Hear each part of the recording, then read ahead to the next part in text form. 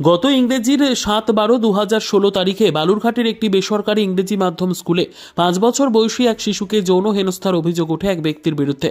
সেই ঘটনায় ওই অভিযুক্তের বিরুদ্ধে বালুরঘাট থানায় অভিযোগ দায়ের হয়। সেই ঘটনায় অভিযুক্তকে গ্রেপ্তার করে বালুরঘাট থানার পুলিশ।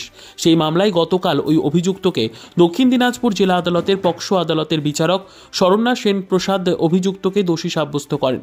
বুধবার অভিযুক্তের সাজা ঘোষণা করেন বিচারক বলে দক্ষিণ দিনাজপুর জেলা আদালতের সরকারি আইনজীবী ঋতব্রত চক্রবর্তী জানিয়েছেন। সরকারি আইনজীবী আরও জানিয়েছেন যে ২০ বছরের সশ্রম কারাদণ্ডের নির্দেশ দিয়েছেন বিচারক।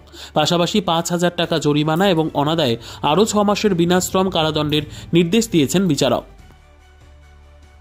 গত ইংরেজি ৭/১২/২০১৬ তারিখে বালুরঘাট থানায় একটি কমপ্লেন হয়। তাতে ৫ বছরের একটি শিশুর উপরে অ্যাগ্রাভেটেড পেনিট্রেটিভ সেক্সুয়াল অ্যাসল্টের অভিযোগ করা হয় এবং সেই অভিযোগটি হয় একটি বালুরঘাট শহরেরই একটি বেসরকারি ইংরেজি মাধ্যম স্কুলের এক কর্মচারীর বিরুদ্ধে এবং পরবর্তীকালে এই মামলাটির বিচার চলছিল learned special court POCSO Saranya Sen Prasad মহাশয়ের ঘরে।